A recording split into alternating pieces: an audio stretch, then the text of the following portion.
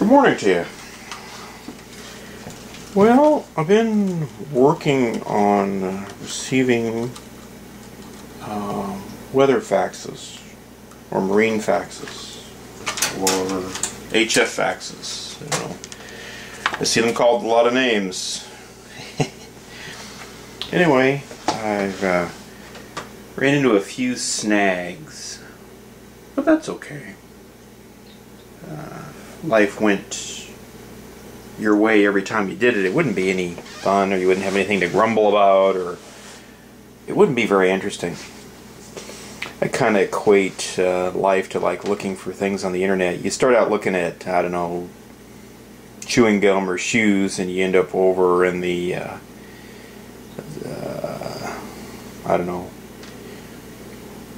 atomic physics department looking at the physics package for precision cesium beam clocks. You never know which way you're going to go. You know, you always find something along the way.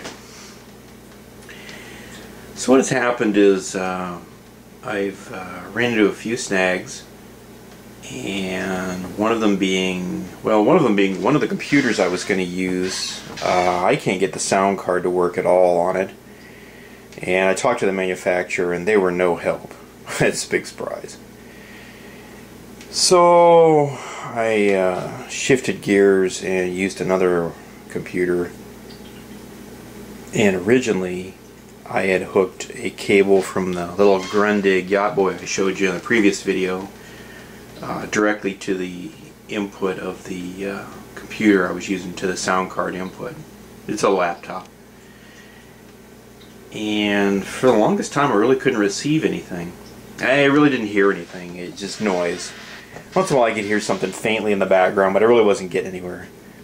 And for some reason I decided I wanted to move, and I went to pick up the laptop, so I kind of jettisoned the cord to it. And when I did, when I unplugged the cord to it, I noticed that the sound picked up quite a bit on the laptop, or on the receiver, and it sounded a lot clearer.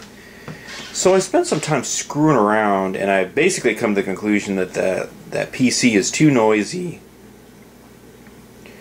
and something is coming down the line and clobbering the receiver.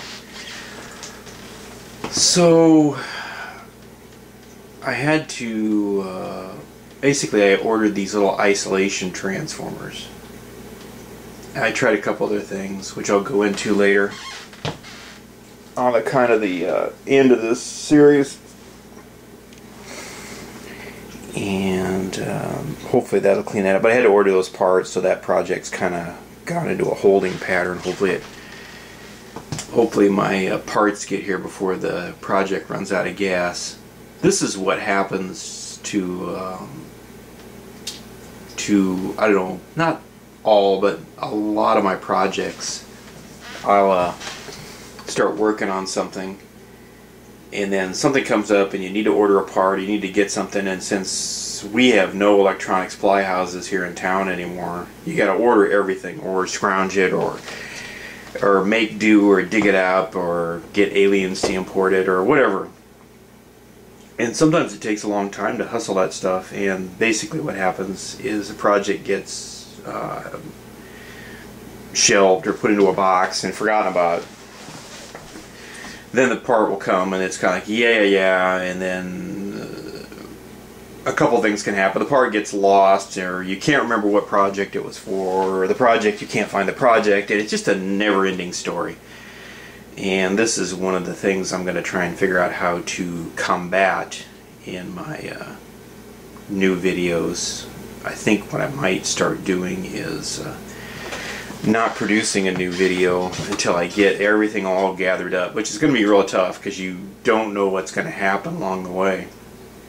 So in order to, for lack of a better word, waste time,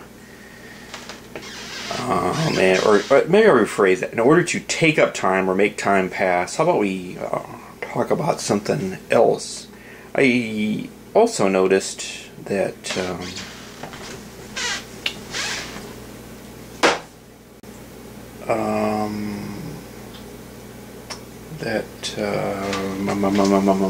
brain is freezing up here.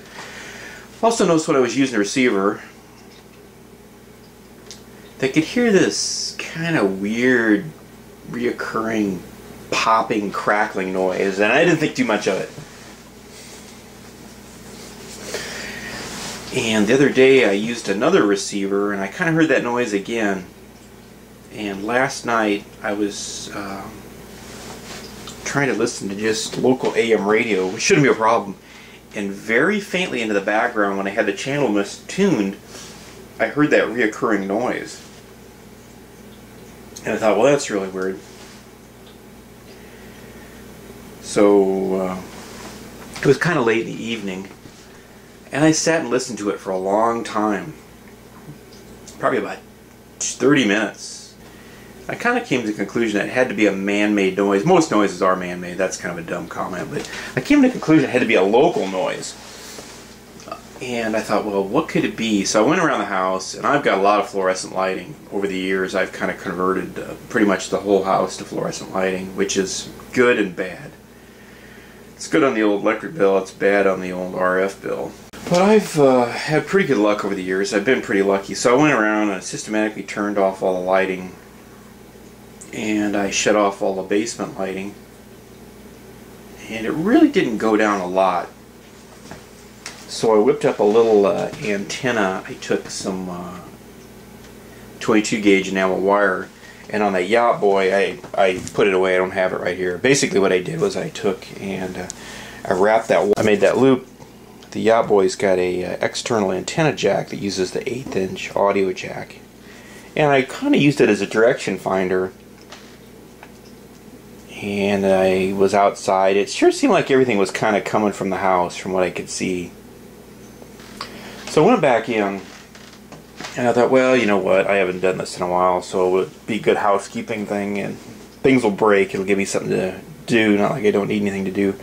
I went over to the main circuit panel with the Yacht Boy, and I shut the whole house down. I just basically disconnected it from the electrical service. I opened the 2 main breakers, and sure as hell that noise went away.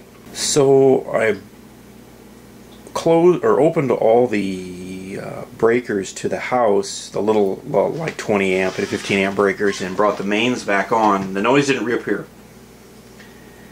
And I switched a few things on. I could hear a few pops and clicks, but nothing reoccurring. And to be honest, I was getting tired of sitting in the dark down in the basement with my lone flashlight, so I thought, well, I'll turn the basement on. So I turned the basement back on, and sure as heck, here we got noise come. And I thought I had shut most of the lighting off, and I thought, well, this is a wall pack or something. And I looked around a long time down there, and basically I isolated it over to where my bench was. And I shut some breakers off over there, and I accidentally got the Yacht Boy over there pretty close to my lighting, and it sure sounded like that lighting was making that noise. So I went ahead and yanked the cord out of the wall, and my overhead fluorescent lighting on the bench area is making this noise. So I went ahead and pulled the lighting down, and I took it outside to work on it, and I plugged it in and took the Yacht Boy out there, and yeah, you could hear it. And I went ahead and took the kind of the guts out of that thing, and those lights over there are 2-tube lights. They're the T8 style lights. And about 2 or 3 years ago, I bought new lights to put down in my shop, and I got them over at the home center, and I was kind of, for lack of a better word, I was kind of in a hurry. All the shop lights I've ever had before, basically cast-offs. They're, you know, out of here, out of there. They're kind of a mixed bag of nuts. So I went back downstairs, and I obtained some new lights about 6 months ago at an auction, and I was gonna resell them. I got them dirt cheap, and I just never got around to it. So I had them kind of in storage, and I was stealing the bulbs out of them. I think I paid $1 a light fixture, and there were 2 bulbs and a ballast in the light fixture, and that's cheaper than you can get the bulbs. So I thought, well, maybe I'll redo these. So I'd taken a couple of them apart. Anyway, when I took some of the new lighting apart, I noticed they had these little bitty ballasts. The other one's got these great big Sylvania ballasts, and this is some brand X ballast. And I went ahead and I popped this apart. And these aren't like the old magnetic ballasts. They've changed that whole deal. They don't have a starter in them anymore. I'm not exactly sure how these work, other than maybe they pump a lot of high voltage from the end to end and get the lights to fire up. I've noticed on the new style lights, like the T8 lights, for those of you who aren't familiar with fluorescent lighting, the old great big bulbs, I believe they're like an inch and a quarter, inch and a half. Those are T11, or excuse me, T12. Those are the old magnetic, use the old magnetic ballast. And those ballasts are pretty big. They're way bigger than this little thing. This thing is, you know, the size of your hand. And with the energy push on the, you know, past few years, they want to make them more efficient. So they started using these smaller bulbs, which makes sense a little bit. There's less glass there. I think they use less mercury in them. And those bulbs are, believe it or not, are actually brighter. I actually did measure those. I put, over my bench, I had T12 lighting, and I put two new bulbs in there and measured it. I've got a, you know, I thought I seen that meter sitting around over the tray. It disappeared. I don't know. I've got a voltmeter that has a kind of an ambient light detector in it. So I measured those. It measures it in lux. I swapped that whole assembly out and stuck the TA8 lights up there. It was noticeably brighter. You could see you could see the difference, but it was quite a bit brighter on that meter. So I replaced like 4 of those hoods downstairs, and some of the other ones I kind of left. I noticed on these, when I took that out of there, I really like the fixture those are in, but I don't like the ballast, and I thought, well, this has got to be what's going on. So I plugged those in outside, and one by one found the noisiest one I could find, and then I took it out and I went ahead and clipped the ballast out of there. I looked at the ends to make sure they weren't arcing or something stupid, and they weren't, so it had to be the ballast. So I went ahead and swapped it out. I took this out and put one of the Sylvania ballasts back in there and fired it up, and it was quiet. So I moved that one back downstairs. And I was going to do that to the other ones. And I'm a little annoyed about this because these are, I don't know, I guess I consider them pretty new fixtures. I wouldn't think these would be a problem. Well, about that. If you look real carefully, you can see that this cap, see how it's puffed up or domed? Actually, both these are. There's another cap in there. Yeah, there you go. You can see how it's starting to split. They put an X on these capacitors, and then does that one actually split? Yep, it is actually split. That black line. Focus. There we go. They're in there. See that? Horizontally, there's a black line there that actually is cracked. Anyway, so that cap is no good, and that ballast is, I don't know, no good. It's arcing or sparking or making some sort of RF noise. A little annoyed about that. I spent real money on those fixtures. I guess I can't cry my beer too much. It's just one more thing. Interestingly enough, I still had the receipts for those lights, and for fun, I went up this morning and took the receipt up there and asked that gal at the thing, well, you know, she looked at me like I flew in from Mars because those things were 3 or 4 years old, and I told her that they all had failed. And basically, in a nutshell, I got the, yeah, so what? Okay, that's fine. I went back in the lighting department where I got those, and I noticed they don't even make these anymore. I really like those hoods. They had a little pull chain to shut each individual light off, and there was kind of a metal guard over the face of the lights to keep the bulbs from getting whacked. From time to time, things fly around in the shop, and I've lost a few lights over the years. So I thought maybe having a little bit of a guard over them might be a good idea, but the guard outlasted the ballast. So I kind of went around on this crusade quieting down the house a little bit. Hopefully it'll help me with my RF venture here. Kind of, I don't know, this is really weird. The other thing that's kind of weird too is this ballast. It's got this very complicated well, not very, but reasonably complicated wiring arrangement. You got, you know, two sets of colors coming to one side, and then down the other side, the one set goes to each one with this yellow. And on the different or new ballast I got, it's just got wires, colored wires, the blue and the red that go to each end. And I don't even think they even use the filament in those, or the heater in those anymore. I don't know, it's real weird. So, mental note. The other thing I ran into too is a lot of these say, you know, don't use this bulb, use that bulb, and I cannot get a straight answer what the difference, if there is even a difference between these bulbs. They all appear to look the same, but they appear to have different numbers based on the manufacturer. So I'm kind of thinking this is a manufacturing thing, and I don't know. I went ahead and stuck a couple of the old bulbs with a different ballast in there, and we'll see what happens. It's running away. It hasn't burst into flames.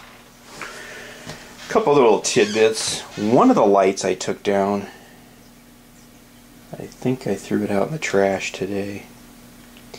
It had ballasts in the end, in the where the bulb sockets were, and they were all kind of deformed and black and melted.